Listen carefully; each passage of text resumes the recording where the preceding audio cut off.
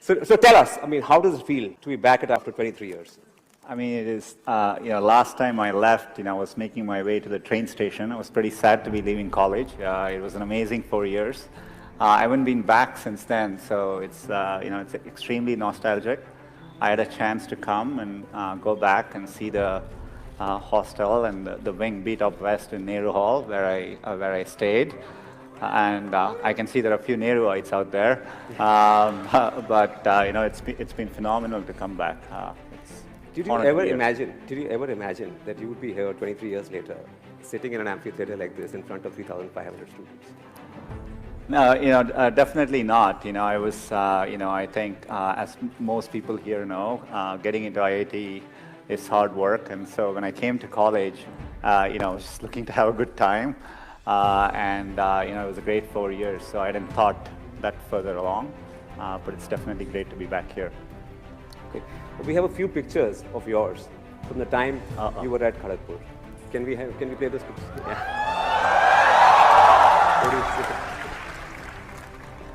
I guess that's my wingmates from Beat Up West.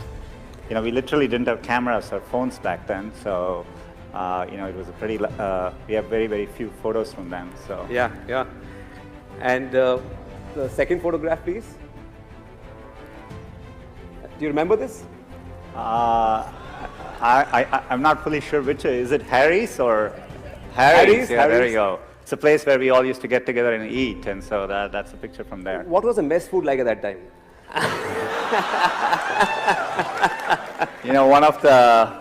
One of the favorite questions. When the mess staff was great, but when I used to join, people would ask us to guess whether it was sambar or dal. Is that still the case? So that was quite an experience, and but they were great folks, and I'm glad they fed us for 4 years. Yeah. Can we have the third picture, please? So can you identify Sundar Pichai in this picture? Yeah. This is at this amphitheater. Yeah, I was sitting here. That was probably 25 years ago. Yeah. You wanted to ask a question. I don't know what was happening at the time, so I think we were just having. Do you remember the event? No, I don't. You're probably here for some performance, yeah. Yeah. So you come across as this really humble, down-to-earth, nice guy. I'm sure you were a good student at Kharagpur, but I'm sure there was another side to you as well, right? Yeah. There is to every IITian. Did you ever bunk classes at IIT? The morning classes? Of course.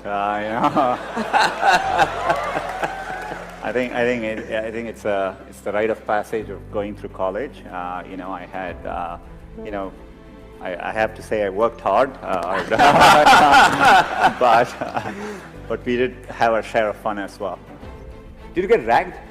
It was pretty mellow. I definitely remember, when I started, hopefully it has gotten better by now. But we had a few things. I don't know whether you still have. At the time we used to have something called a CG change. I don't know whether you guys still do. It stands for center of gravity change. So you as a freshman, you lock your room and you go out and you come back, and the room doors aren't open, but everything inside your room has been rearranged. Wow. And they do it by putting sticks in, and all your clothes. They rearrange even the furniture. So it's quite a shock when you open your room door and you walk back in to see your entire room has been rearranged. So that must have been crazy. As a freshman. Yeah, it was quite an experience. I don't think that was as bad as maybe a couple of weeks into being here. I came from South. I came from Chennai. I learned Hindi in school, but I never spoke it much. Just listening to how people were speaking, I just thought you address people this way. So one day there was someone in the mess, and I had to call him. I called him Abe Saleh. That's how in my first couple of weeks I thought you call people that way.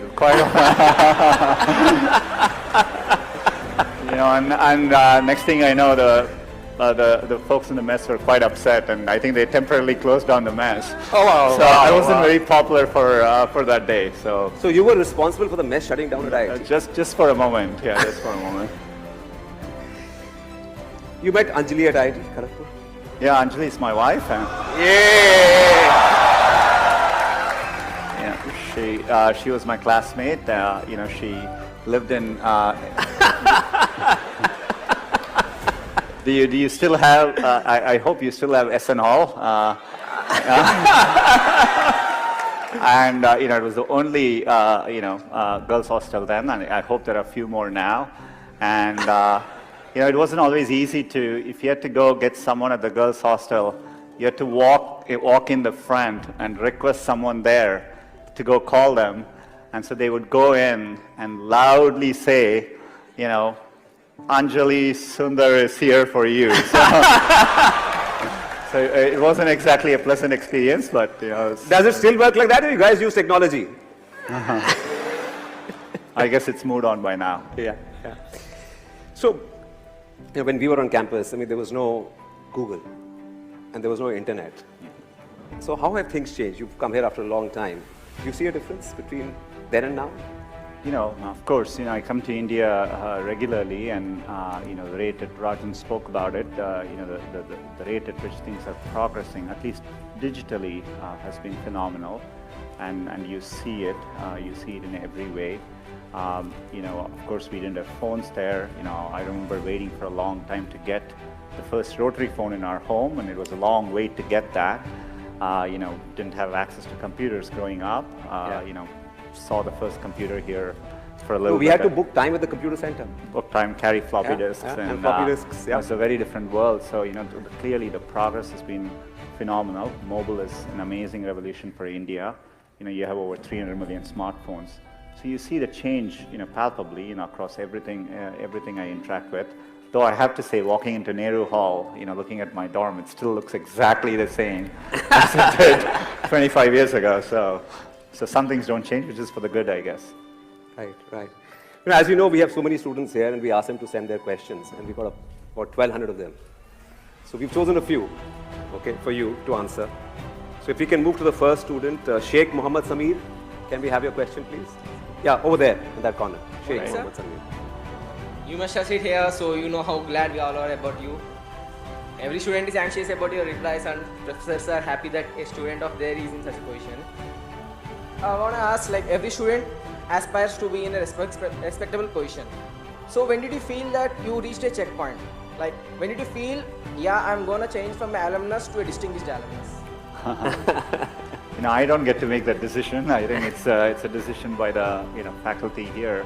I think I always approached it as I look to do something I really like doing. I'd always wanted to build products, and in my life, getting access to computing made a big difference. And so I've always wanted to work on computing, build computing products which could reach many users. And so and that's what I've been focused on. And so I think it's an end result of that. So. Okay, can we have another question from Chiranjeev Singh Rathore? Yeah, over there. Hi, sir. So my question was, we are students, and you are very humble, but there must be some crazy things you've done when you were in campus. So any of those memories? What was the craziest thing you did at IIT Kharagpur? You mean crazier than calling somebody Abe Saleh in the gym? I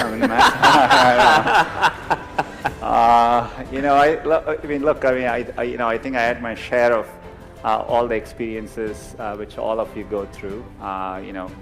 Staying late in the nights and missing classes in the morning. But overall, we had a very good group of folks. Living in a campus like this, you come away from home far away for the first time. And my best memories are with my wingmates. You develop close friendships, and visiting this trip in Bangalore, I got to see a few of my old Kharagpur classmates. So good memories. Oh, wow. So shifting gears a bit, 10 years after you left IIT, you joined Google. It was 2004 or 5? 2004. And 10 years later, you were running Google, the world's most innovative technology company, right? The Google products just grown you. Google Search, YouTube, Android, Maps. What is it that drives innovation at Google? I think we've always, we've always had an ambitious approach to it. We call it internally as, 10x or moonshots. We try to work on things which, criteria we think is we want to work on things which people will use every day. It will apply to billions of people, and it solves a real problem for them. So that's the bar. So anything we try to do, we think of it that way, and so we aim high. We try to use deep computer science to anything we approach so that we can have a differentiated approach to solving it. And you want to aim high enough that you fail, a few times. I think that's the natural part of the process. In fact, Larry used to say, if you work on really difficult things, you're better off because you have no competition. Others aren't working on that difficult a problem. And even if you fail, you end up doing something great in the process. And so I think that's the philosophy which has guided us all through these years. So you don't touch anything which is not relevant for at least 1 billion users. We think, if the product is successful, that everyone should be able to use it. It applies to everyone. And, Maps is a good example of it. If you think about it, understanding the world around you is a real human need. It applies to everyone. So we tend to focus on those kinds of problems, and that's what drives this. Yeah, you've been talking lately a lot about machine learning and AI. AI was talked about even 25 years ago when I was at IIT and when you were at IIT. What has changed in the last 2 or 3 years? Why has AI become suddenly, and machine learning suddenly become the new buzzword? I think the biggest advances you're seeing is largely due to two things. The techniques which we use in deep learning, deep neural networks, have been around for many years. But early on, they weren't that effective because you just didn't have the computational power to run these algorithms. Just for the past many years, the computational power has dramatically increased. So when you run deep learning on the latest computation, and with access to better data, you get dramatic breakthroughs. So for example, we recently launched Google Translate, and this is machine translation, and using our deep learning systems, the translation quality improvements just in the last year is bigger than what we've seen in the past 10 years cumulatively. Oh, wow. So it tells us that the ability for computers to do these kinds of tasks, be it image recognition, speech recognition, voice recognition, it's really hitting a tipping point. So I think we are definitely in a point of inflection, and we are investing a lot as a company here.